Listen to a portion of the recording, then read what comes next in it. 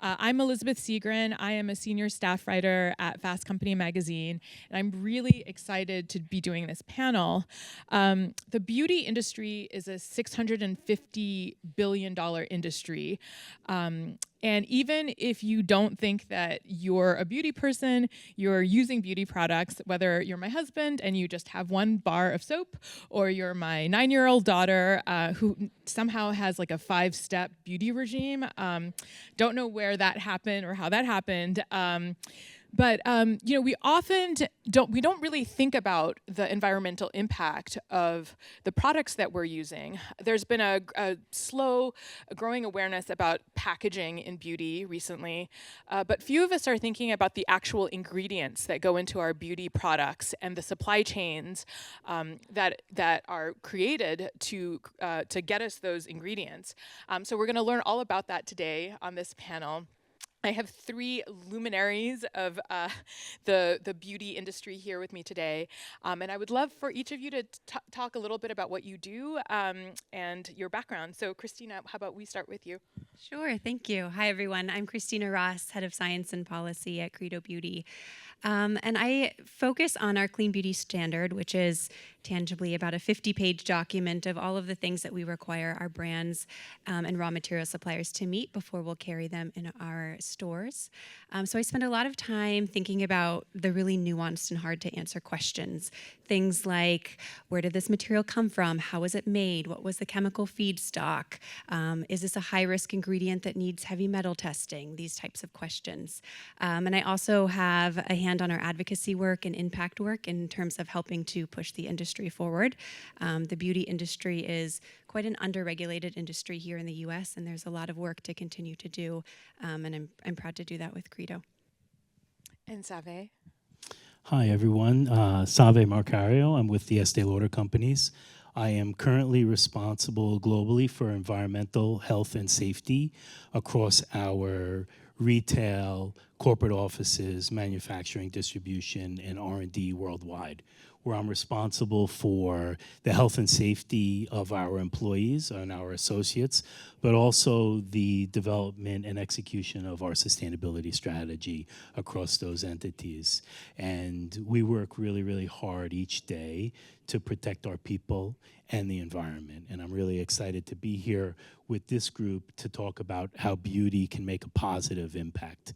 I also have a deep history and experience across our supply chain and manufacturing space, where we really, really lean into sustainability and biotech and how we can use those elements to protect the environment and make a consumer-centric impact. And Shara? Great. Good morning. My name is Shara Tiku. I'm the co-founder and CEO of C16 Biosciences. We are a New York-based biotechnology company, and we are really on a mission to help consumer products companies and consumer products brands decouple from these messy ingredients that have massive impact on climate, land use, deforestation, et cetera. For example, palm oil, which we will talk about, but we're the makers of Palmless, which is our first portfolio of products, and we have started by selling to the beauty industry. So it's been about a 7-year journey, and we've learned a lot, and I think the biggest thing we've learned is that it takes an entire ecosystem. So really happy to be here with a great ecosystem. If you're interested in beauty products, you'll know that the beauty industry is always marketing some hot new ingredient, whether it's vitamin C or there's always something new, retinols. But I don't think many of us are thinking about how we get access to these different ingredients. So I would just love for each of you to take us through the supply chain of an ingredient. And Shara, since you mentioned palm oil, why don't you tell us a little bit about where one gets palm oil? Yeah, definitely. So palm oil is how we got started as a company. It was something that I personally had seen the impact of out in Singapore over a decade ago at this point, but saw really what was happening on the climate side, which is palm oil causes about 2% of greenhouse gas emissions, which is more than the entire global aviation sector. It is horrible for land use because we're slashing and burning rainforest and converting it to monoculture, biodiversity, human health, water and air quality. Across the board, it's everything from an environmental perspective that we don't want. So my co-founders and I had this sort of shared experience and understanding of what was happening with palm oil, and we just asked a really simple question, which was, what would it take? Could you make it differently? Does it have to be this way? So what does it look like? Palm oil is about a $70 billion industry today. It is found in 50% of products on supermarket shelves, and it is found in about 70% of cosmetic products. So it's completely ubiquitous. And what's really interesting is it's kind of like petroleum. It is this oil, it is a vegetable oil, it comes from a plant, but it's more than just one product. It's a platform ingredient. So you can sort of fractionate and distill it and derivatize it into all these different components, which is why you find it in so many different ingredients. So since we're talking about beauty, palm oil is used in lipstick to help retain color on lipstick or mascara. It's used as an emollient, so sort of emollient or an emulsifier in a lot of products like lotions and things that need to mix ingredients and have smooth texture.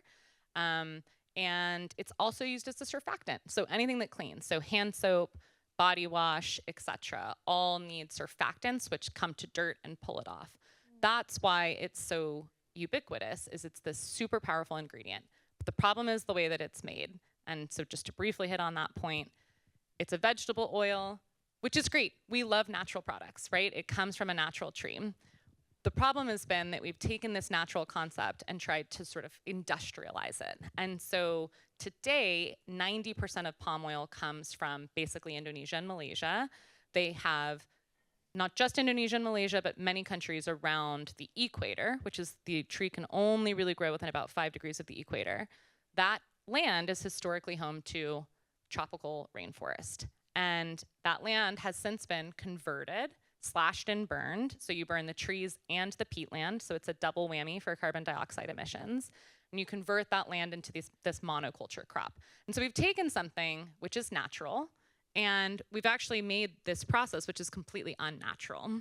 And the impact of that is, it's actually so much that we can't even cover it. But like I said, greenhouse gas emissions, biodiversity loss is one of the big ones. We get a lot of outreach from children who care about palm oil because they know that it's causing orangutans and Sumatran rhinos to go extinct, and then human health and well-being. So this is just one example, of course, and one that's very close to my heart, of an ingredient that's found in 70% of beauty products. I'm actually originally from Malaysia, and I grew up seeing a lot of these palm tree groves, and yeah, and I think over the last 40 years, we've seen the destruction, right? These countries have seen the loss of biodiversity. So it's horrifying. Save, would you take us through an ingredient that you use? Absolutely. We know that the consumer is at center to everything we do at the Estee Lauder companies. And today more than ever, the way that we can connect these ingredients to the consumer is really, really important to us. And brands that can do this in an authentic way, it really makes an impact. A great example for this in the luxury space is our La Mer business. This brand has a purpose around using sea kelp in their products, started with the Miracle Broth, and really from the standpoint of the supply chain, it starts from responsible harvesting. You know, we go and we have a deep dedication to using the right partners and the right methods to harvest the sea kelp and do it in a way that helps regeneration, right? That's really important to us. But then we go through deeper into the supply chain, the processing. And for us at the Estee Lauder companies, we're investing deeply into our biotech capabilities in-house so that we can then manage the processing in a way that allows us to be sustainable throughout. So starting with the sourcing, but then with the execution of the manufacturing process allows us to connect our energy, waste, and water goals to the process. And I think for us, that's really, really important because we're able to connect the supply chain to an efficacious product to the consumer. And it means something to that consumer that that product is built that way, created that way, but also sourced that way. Because as you heard, the sourcing and doing it in a responsible manner is really important. Yeah, it's a really good point. It's not just about extraction, but it's also the processing part. Christina, why don't you talk us through some ingredients? Sure. So we see a lot of natural ingredients. Consumers are interested in natural, certainly the Credo Beauty consumer. And a lot of these naturals, as we've touched upon, can be linked to deforestation or even labor exploitation practices. So it's really important to think about biotechnology, which is leveraging biology to make or modify an ingredient or product in this beauty environment so that we can help to push the industry forward away from these naturals. For Credo Beauty, some of the popular ingredients that we're focused on for biotechnology are mica, which is a problematic ingredient primarily for its labor exploitation. And this is an ingredient like palm oil. It's not unique to beauty. The car paint industry uses it quite a bit more than the beauty industry. So it's important in terms of lifting all boats to be focusing on these ingredients, not just the beauty industry alone. And another ingredient, as an example, would be rose oil. It takes about 1 million petals from a rose to create 1 bottle of perfume. And oftentimes the places in which rose is grown and harvested are linked to land issues, ecosystem problems. So by using biotechnology, we can really help lessen the burden on the ecosystems and the people where they're grown. And can you tell us where mica is commonly used in beauty products? Sure. So mica is often used to impart a shimmer. So it's also why it's in car paint. So it's often used in things like eyeshadows, pressed powders, blushes, anything that gives kind of a shimmer or a gleam to the skin. Well, so the beauty industry is thousands of years old. People have been using natural ingredients found in nature to create products. But we live in this new scientific era where we can find new ways of creating these things. So I'd love to hear a little bit more about kind of the biotechnology processes or synthetic ingredients that you might be using. So Shara, I know that you started us on this journey, so why don't you tell us a little bit more about how you're creating palm oil? Yeah, I'll talk specifically about one of these technologies, which is precision fermentation at its core. So fermentation is a technology that we're all familiar with and we have been using for centuries. What is cool about fermentation now is that we have a lot of scientific advances which make it much more precise. So some of those advances include the cost of DNA sequencing falling rapidly, the ability to do computational design to say, here is an organism. So fermentation, if we think back, you take a microorganism, maybe a yeast, and you basically ferment it and you can create products. So historically, we've used it to make lactic acid, to make alcohol, and to make fermented foods like kimchi.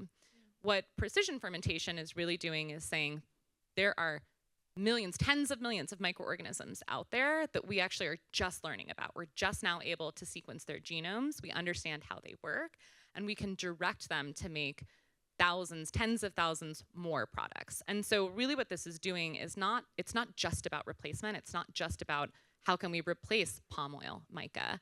It's actually about redefining from the ground up, how do we do innovation? How do we make products? And how do we make better for you, better for planet, still natural ingredients? And so what that looks like for us, we take microorganisms just like you would to make beer, and we can direct how we grow them. So we have a lab in New York City, as I mentioned. It's about 20,000 square feet, and we have these bioreactors, which are about this big, and we grow our yeast, and we know our yeast really well. We know their genomes, we know how they like to eat. So it's kind of like, I have an almost 1-year-old daughter, and I'm like figuring out her feeding schedule. Like, well, how do I optimize when I feed her? It's the same for our yeast. How do we optimize when we feed them? That can have a tremendous impact on their growth. And so what's really, really neat is we're taking this ages-old art, fermentation, and the science is now at a place where we can get extremely precise about how to direct these organisms. And palm oil is one example that we started with, but what we found is not only can we replace, we can actually make these novel ingredients. So novel carotenoids, novel antioxidants that can actually perform skin improving health that could never be possible just by going out and sourcing what exists in sort of the natural plant world today. I'm going to skip to you, Christina. You work with as a retail company, so you're exposed to a lot of different brands that are using interesting biotech and synthetic ingredients. So to tell us a little bit about what you're seeing out there. Yeah, so we have seen quite a bit of uptake with the biotechnology movement. We've seen a lot of biotechnology and precision fermentation used in the kelp arena. So sugar kelp is an incredible ingredient in that it can help to regenerate the climates in which it's grown. We've seen a couple of organizations in Maine and Alaska who are using it off season. So lobster fishermen in the off season will use the same lines in which they catch lobsters, and they'll grow sugar kelp. And then the sugar kelp can go through the fermentation process to be optimized for improved hydration, to be optimized for when a climate is different, when the ocean is warmer or cooler or saltier, or the time of year in which it's harvested. The fermentation process can help to normalize this, so it can be used as a raw material in beauty, where you can expect the same molecular componentry year over year, batch to batch, so that you can put it in products like La Mer or otherwise. We're seeing a lot of innovations in this space, but kelp, I would say, is one of the furthest along, and it's a great story. And would you explain the difference between a synthetic ingredient and something that is kind of lab created? Just explain to us kind of what the difference is between those two things. Sure. So they can be synonymous. It depends on your definition, of course. So a synthetic ingredient is something that leverages organic chemistry to make novel ingredients in the lab, versus something like biotechnology, where you're starting with a yeast typically, or a cell culture, and you're growing either a new material or optimizing an existing material. And what's similar about both of these processes is that it really depends on your chemical feedstock and the energy inputs in that you use. Kind of, if you put crap in, you're going to get crap out. So it's really important to utilize the best inputs possible, whether that's a natural ingredient or a synthetic feedstock component. And Save, you oversee a lot of manufacturing. So tell us what's going on at Estee Lauder as far as using science to sort of create these ingredients. That's a great question. And I think what's really, really important is the power of collaborations. I think in our space, we're collaborating with places like MIT to look at the biodegradables.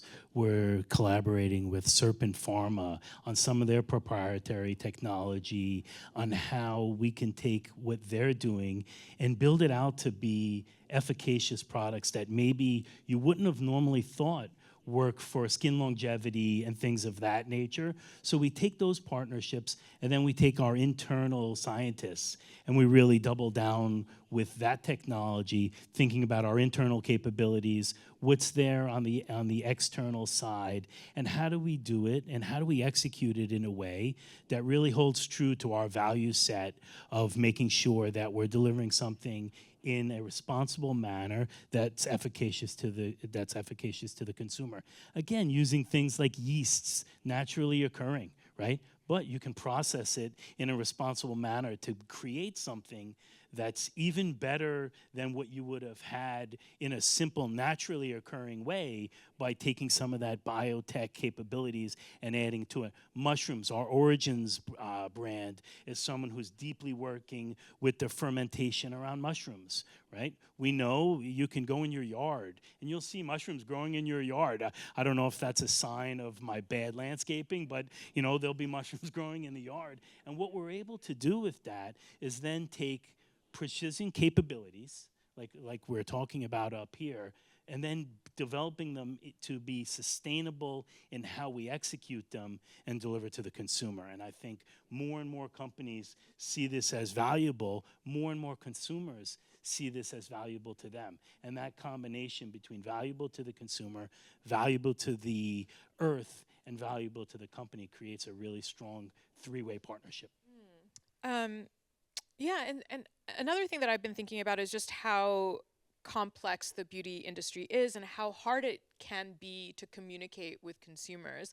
I saw this when, I was reporting about the growth of the clean beauty movement, right? So, about a decade ago, lots of brands were talking about how many toxic ingredients there were in beauty products.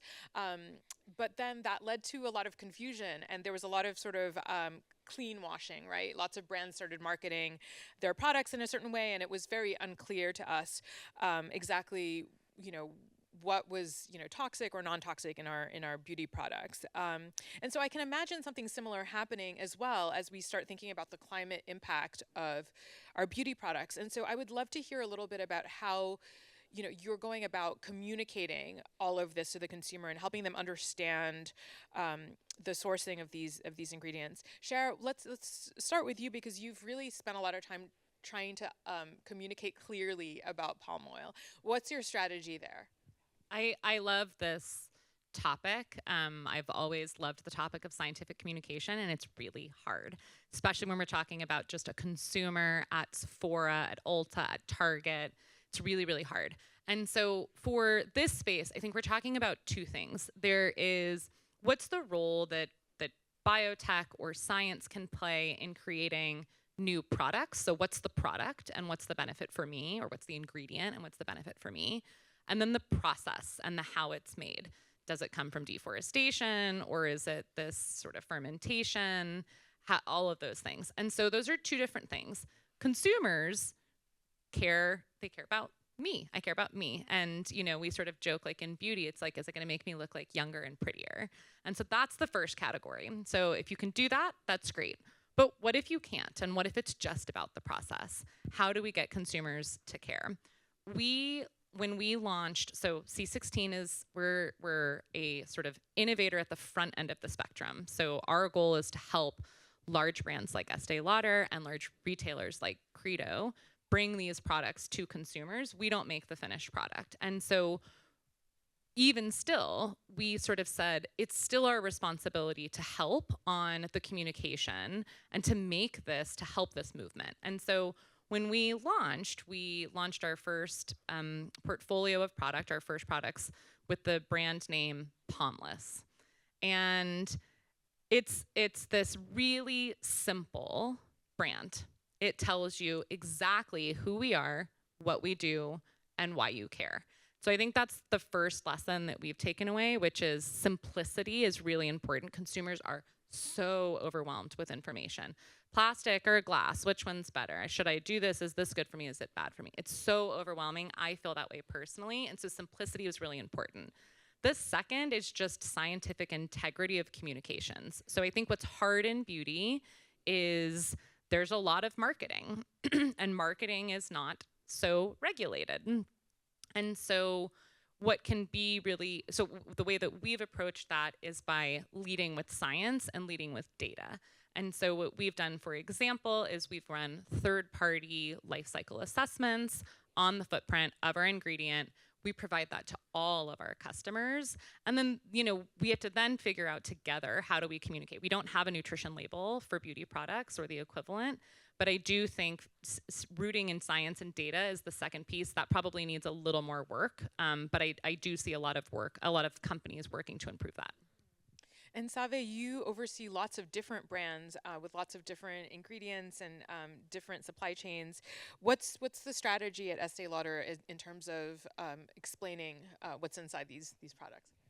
No, I think what's really, really important is that your brand has an ethos. And we oversee over 25 brands on our company. Authenticity, transparency, right? Know who you're speaking with, because each brand that we operate, their consumer's a little different, right? They're looking for information in different ways, but they're all looking for transparency. They're all looking for honesty. They're all looking for integrity. For us, we use a really rigorous process to ensure that our storytelling and our claims have the right backup. Why? The consumer is more informed than ever before.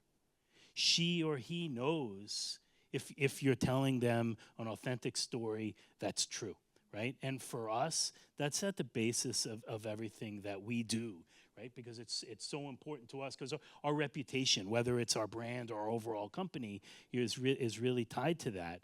On top of that, I personally believe that education starts early. And I have this unique perspective, having overseen a number of manufacturing sites for a number of years, and I have a 7-year-old and a 10-year-old at home. We talk about the intrinsic value of the products that we consume at the dinner table. It can be a really fun conversation when they start to understand, from sourcing to making to selling. Companies are making choices, right? And if you make smart choices and you make good choices, it resonates with people. And again, it resonates with my kids, and they'll start asking, how do you make that? Does it use a lot of this? What are you doing? What are you doing to make it better, right? And the consumer, if we start early, those are things that will resonate with them over time. And I think it's really, really important that companies do that in that authentic way. Yeah, I have a 9-year-old.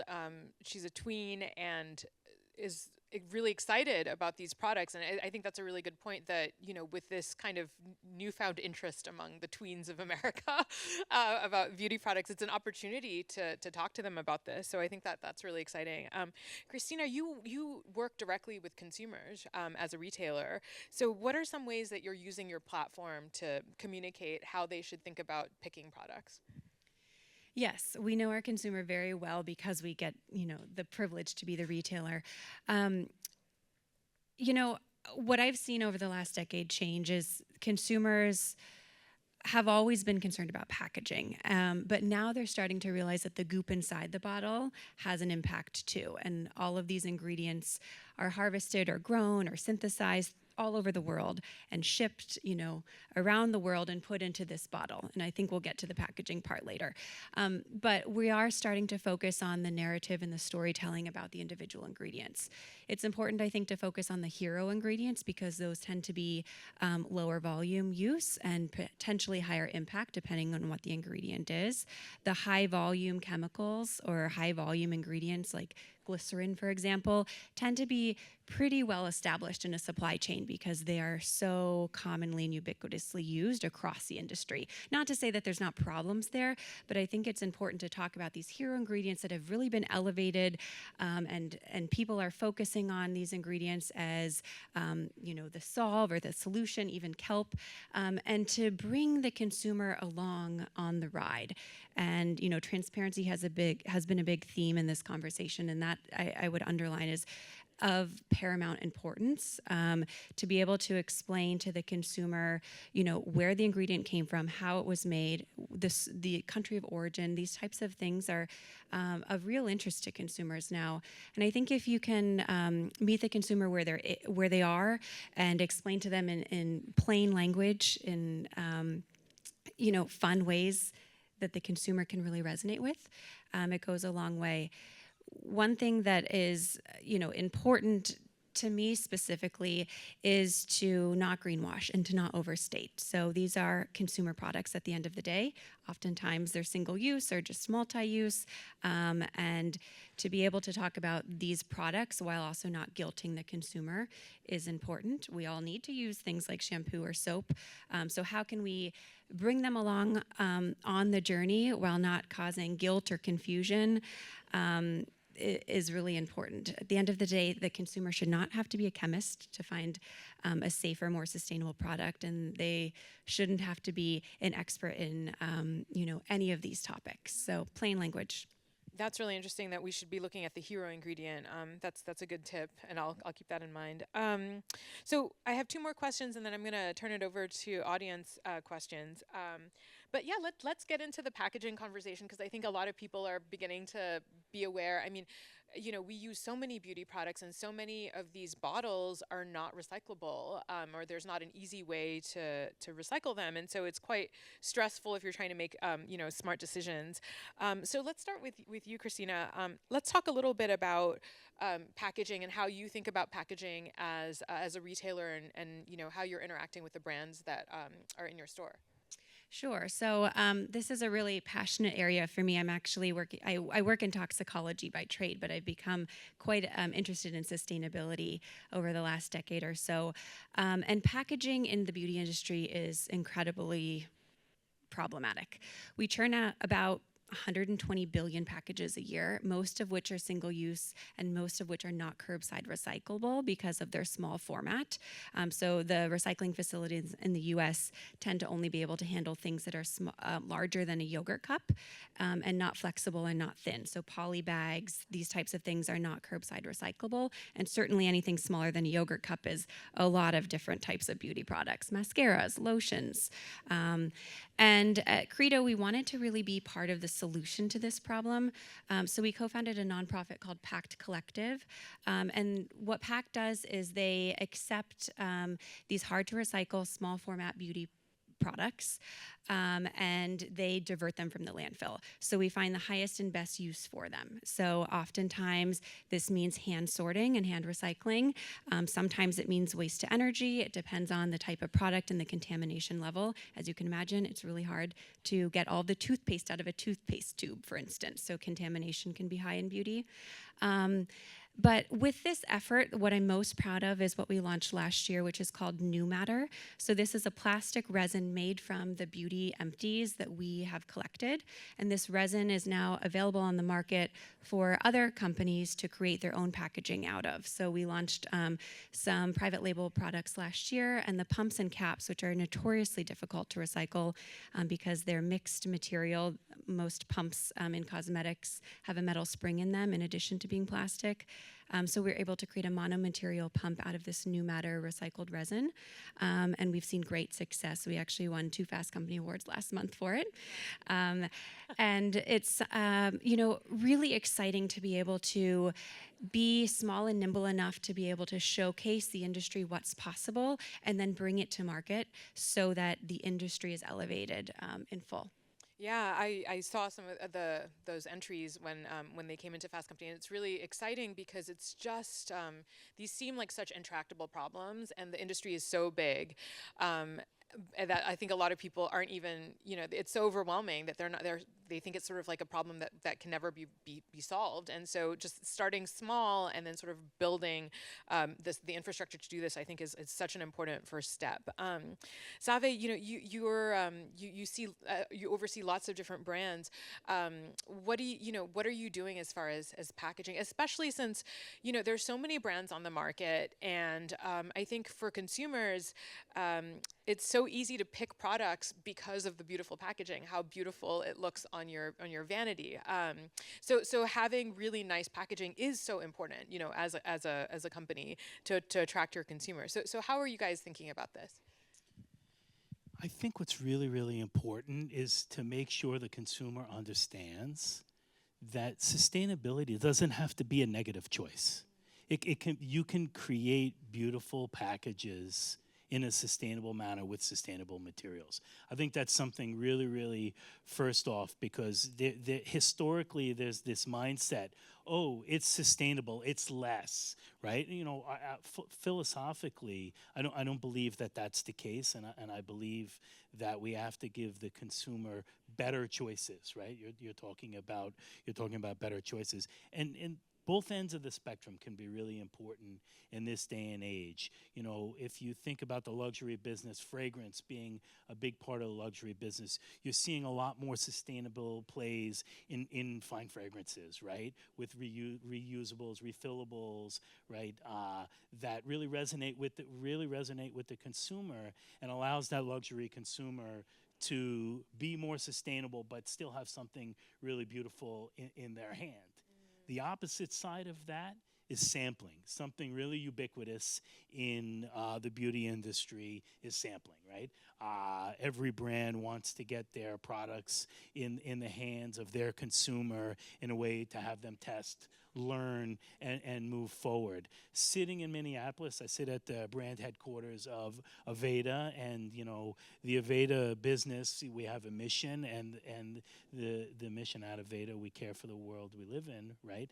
And our mission is to care for the world we live in, from the products we make to the ways we give back to society. And I think what's really important there This year, they've developed a globally recyclable paper sachet, a paquette, if you will, that's traditionally a foil paquette, which Aveda would never use a foil paquette. It's not who they are. It's not who we are at Aveda. So we didn't sample that way. We traditionally use like 10 ml PCR, high PCR content tubes. Well, this globally recyclable paper sachet uses 80% less plastic than that 10 ml tube, and it's globally recyclable. So now you're giving the consumer a choice that means something to them, and we're really proud about that because that partnership, it goes back to a collaboration. We're partnering with someone who's then sourcing that paper in a responsible manner, and we're delivering something that's really important in our industry, sampling, in a more sustainable manner. And Shara, you supply lots of different brands. Is there an opportunity to advocate for packaging from where you sit? Yeah, we work with a lot of very innovative seems like a cheap word, but like just really innovative brands. And so we're working with 8 different brands that are launching products made with palmless this year. 2 have already launched and the other 6 are launching soon. And they're doing really cool things on the packaging front. So the latest customer that just launched, the sunscreen company, they chose not to launch with secondary packaging. So primary packaging is the jar that your goop comes in, secondary packaging is the box around it. They actually chose to launch this product with no secondary packaging because that has a footprint. We are seeing lots of innovation, including on the biotech side with novel materials for packaging. Some of those are more solved and some of those are less solved. What I would say is, it goes back to Sava, your point, and Christine actually made this point too, like of it not having to be a choice. And I think when this will pivot is when consumers know that this choice is good for me and good for the planet. And I think on the packaging side, we've started to see that a lot with plastics. Everybody knew plastics were bad for the planet. And now that there's a big concern around microplastics, it's sort of this, okay, it's top of mind. I don't want plastics in my bloodstream. I don't want plastics in my body. I don't want plastics in my organ. And I don't want plastics in the planet. And so there's been this sort of tidal wave of innovation on plastics, which is unlocking that. And I think we're seeing that on the ingredient side too. C16, we started with a mission that was very sustainability oriented, and we care about that deeply. But what's been a very big unlock for us has been demonstrating that the ingredient is also better for you. So I just mentioned sunscreen. Our ingredient, we ran a clinical study and showed that using the ingredient can actually boost the sun protection factor, SPF, of a product by 20%. So now you're using this ingredient. It's made with biology, cool. It's not burning down rainforest, cool. And it can take your sun protection factor from 35 to 40, or from 40 something to over 50. And it's not using more of the active ingredient. It's not driving cost. Those are the types of innovations that I think will really drive change in this industry. And the good news is it's happening. Yes, we're on the early side, but it is happening now, both on packaging and on ingredients. So I have one more question for the panelists, but then after that, I'm going to ask the audience if you have any questions. So if you have any, start thinking about them now. So finally, do you have advice for how we should go about shopping for beauty products? I would just love to hear a little bit about how you think about shopping. Being so immersed in this universe. What would you advise somebody who's trying to be more sustainable when it comes to beauty? Christina. Sure. I'm going to goof this stat up, but I think it's women use on average 16 personal care products and men 9, give or take a standard deviation for me, please. And what's important there to me is using less and using in full what you do purchase. So at the end of the day, I said before, a consumer does not need to be a chemist to buy a product. They do not need to be a sustainability expert. You shouldn't have to scrutinize the back of all of your packaging to feel good about your products. And you shouldn't be afraid to buy a product, at a Walmart or Walgreens or wherever you purchase your products, Amazon. But what you should do is purchase and use it in full, because at the end of the day, the consumer impact does matter. So whatever you decide to use, if it's a face cream and you don't like it, use it on your feet or give it to a friend.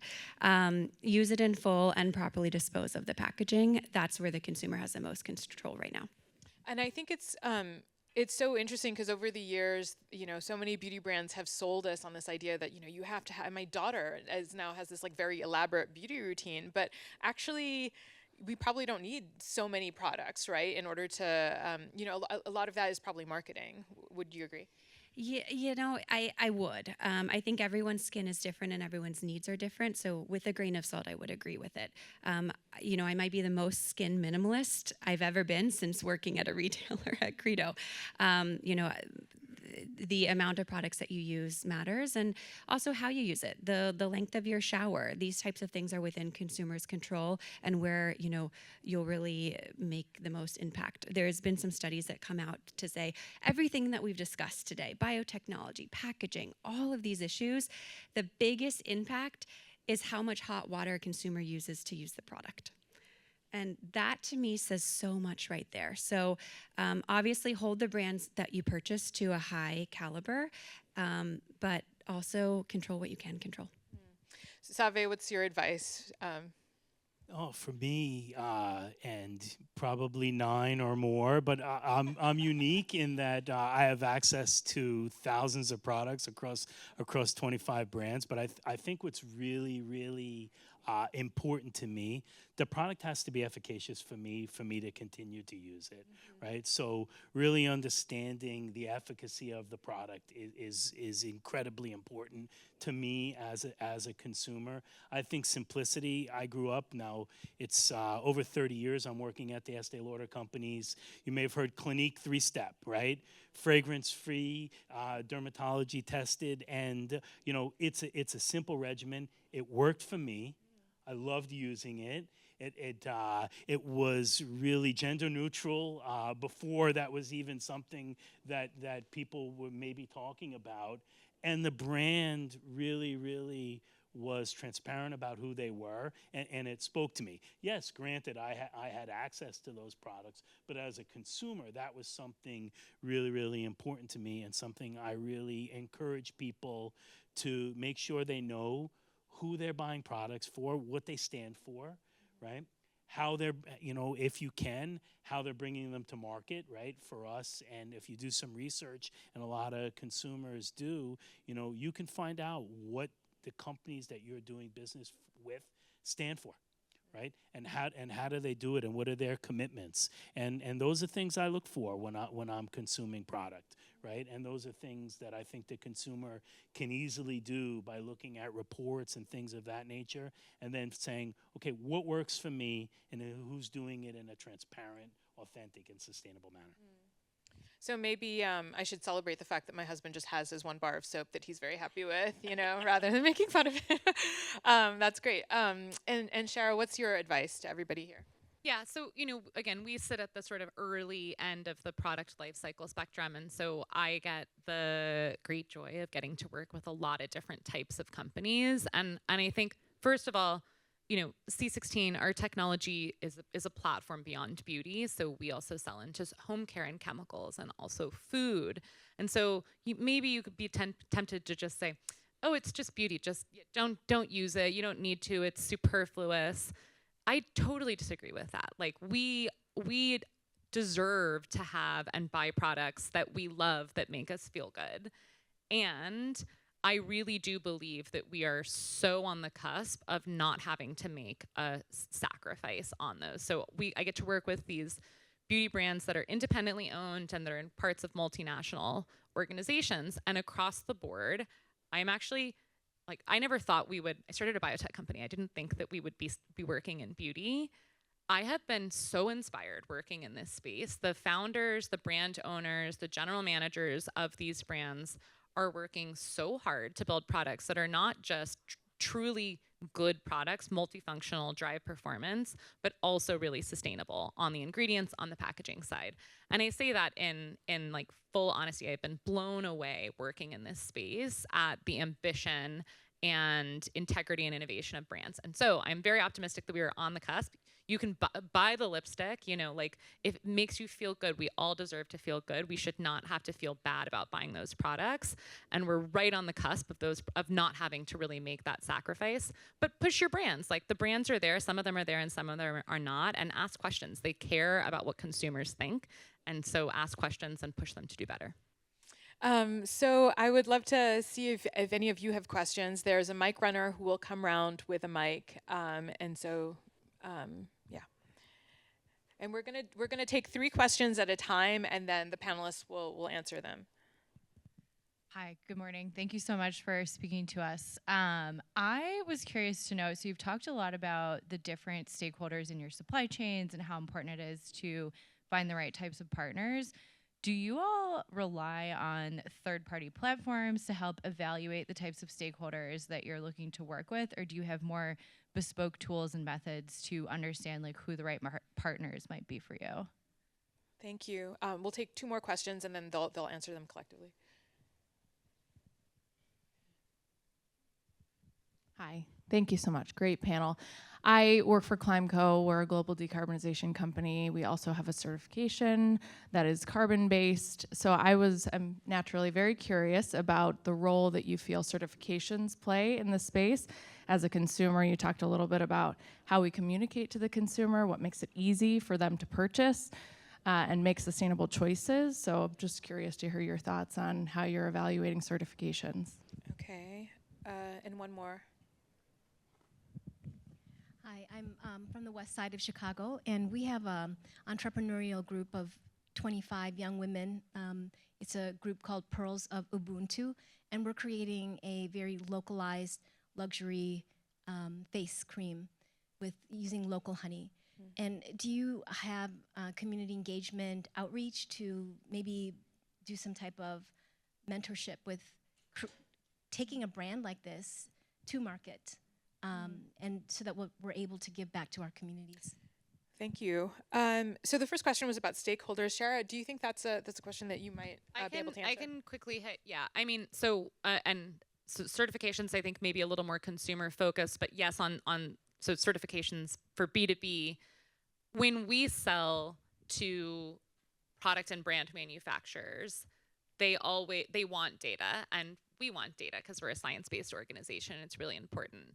We have done both, and I would say in general, having we can build our own tools and our customers can build their own tools. Everybody feels better if it's a third party. I think it helps to set standards across the board. Life cycle assessment is a great example of that. So what's the equivalent CO2 footprint of your product compared to something else? I can go to this organization and this organization and this organization, and they will all give me different numbers. And that's a real challenge. So having third party is really important. Having standards across industry is a growth area. And when we sell to customers, we always provide third party data because it has a higher standard of trust. I believe that trickles down as well.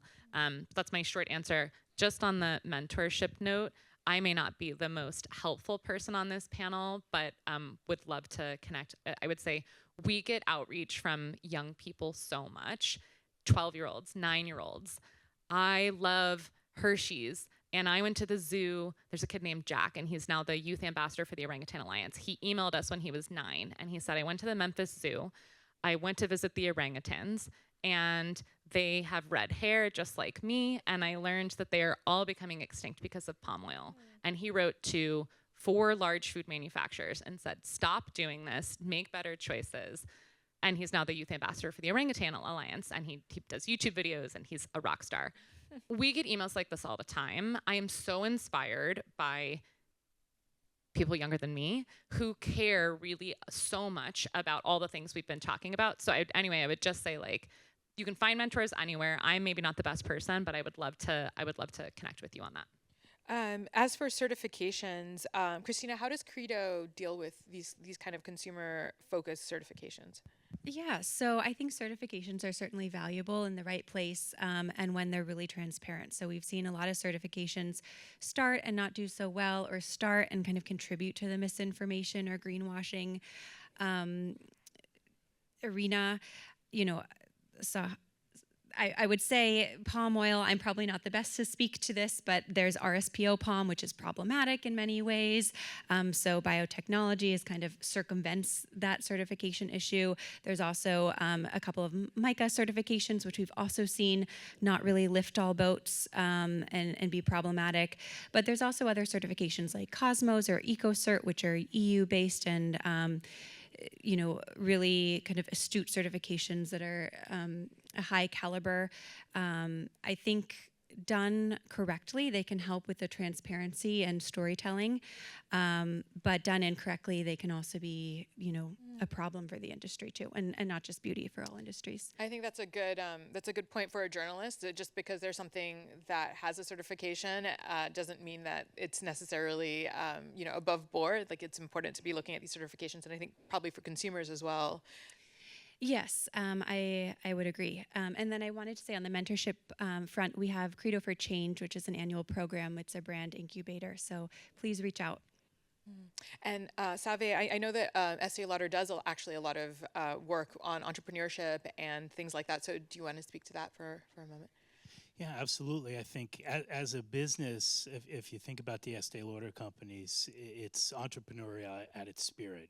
Our founder started the business in the garage of her uncle, right, and grew from there. And I think encouraging people to find their way and to continue to enter this space is something we believe deeply in. We also have an incubation group at the Estee Lauder companies that's really important to us. They're out there trying to find ways and businesses and partners who are up and coming, and it's an avenue to reach out to different companies like ours to find if there's space there. There's also internships and things of that nature. Technical internships, business internships are something that we really encourage and participate on because, again, it gets back to that education. The future is going to be built by people who need to be educated, and our company, entrepreneurship and education, is really core to who we've been as a business for the entirety of our existence. And I think that's something for me that really, really resonates. I'm the son of educators. My parents were teachers, right? So I'm naturally curious. I love people who are naturally curious, particularly at young ages. And, our company, like others, really, really encourage that. And there are ways to get into contact, through these incubation groups to play a role with that. So we have 5 more minutes. So if there's any more questions, the mic runner can come around. There's three questions. Yes. Go ahead. Great. Thank you. Hi, all. Great panel.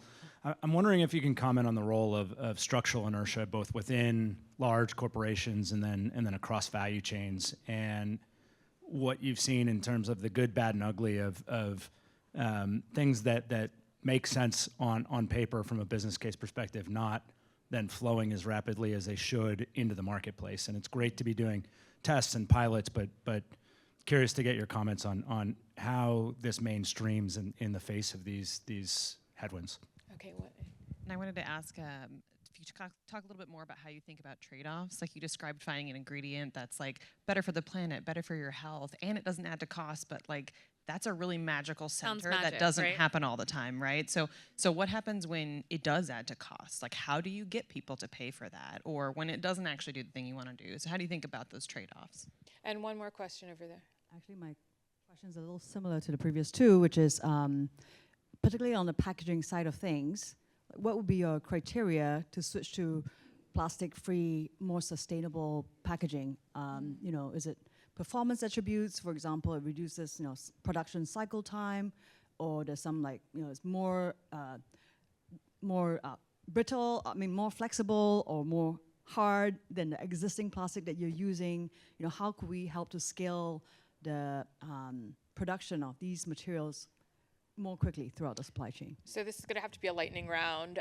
But yeah, please jump right in. I think, Shara, you had some thoughts on the structural inertia and the trade-off. I mean, I would just say in general, like, what we have done is we thought of a technology in our minds and we made it a reality. And now we have to get it to scale so that massive companies can buy it and you can buy it. That's hard. And so the short answer is, like, you have to start somewhere. And so you have to start with a really clear business case. And, you know, for us, like, we found a lot of benefit in sunscreen. So in sunscreen, we have clinical data that shows that it can drive an improvement in performance. We can share that to our customers, and we have the sustainability data. So we're starting there. We're having a lot of success there. The prices work, it works there. So prove one case. Then you have the proof point, your customers launch, you get volume, and you drive down the scale curve. So, I mean, it's a really sort of simple answer, but, like, you can dream really big, but you have to start small and prove the case, and that will beget more success. And that's what we have seen to be true in our scenario. So find the first one and then start to grow. Scale is the biggest challenge, and the capital required to get to scale, and infrastructure. Christina, do you want to talk to the packaging trade-off question? Sure, and I'll echo the scale issue. We've seen with new matter, you know, we created this new resin last year, and we have a bunch of it, and now it's, will the market accept it? And that leads into the packaging question as well. I don't think eliminating plastics is the answer, which may be a contentious point, but what we really need to do is wake up the market to post-consumer recycled plastic, or PCR plastic, and create more of a market in that area. Plastic isn't going away, and in fact, it can be a better and more sustainable option. Glass can be quite heavy, it's breakable, there's acute issues, acute safety issues with it, and many other areas. Beauty is unique in that you need to do compatibility and stability testing. And so it's a real health focus type of test to make sure that the goop inside the bottle is safe and that things aren't leaching. So we need to get this post-consumer recycled plastic market up and running more, so that we have more opportunity and more market share to have this lightweight material be able to ship around the globe. One thing that is important to note, we've been talking a lot about the goop inside the bottle, right? And talking, and when you look at an ingredient list, you see that primarily water is the first ingredient, which means it's the highest amount in a cosmetic product. And that is something to think about in terms of sustainability as well. We're shipping high volume, high weight products around the globe, and a lot of it is water. So how can we change that? So it's not all packaging, but from my perspective, PCR packaging is a focus. So Save, you're going to have the last word here. As a large company, how do you deal with this question of structural inertia? I think what's really, really important is that, you know, what's your strategy? For us, our strategy, and now we have Beauty Reimagined as a strategy. And I think rapid innovation is part of that, you know, cost consciousness, margin protection is part of that. And really the structural ownership question really can come down to, there are choices to be made, and not every choice is something that will negatively impact what you're doing. We look across our business, and while we may have to spend something here, there are opportunities to save elsewhere in our value chain, elsewhere in our operating expenses, and really give our businesses better choices to what they're delivering. And I think for us, that's really, really important, is that you don't think of this as a negative trade-off. You think of it as, this is something that resonates with the consumer that I need to invest in because she wants it. And this is something that doesn't. And often what you'll find is when you eliminate those things that don't, you're creating sustainability benefit, you're creating cost benefit. And then all of a sudden, you can afford to go rapidly in the things that matter. And I think that's something that we're really looking at deeply with our strategy. Amazing. Well, this was a wonderful panel. I feel like we really got into the meat of everything. So thank you so much for being such wonderful panelists, and thank you for being here, and good luck with the rest of your day.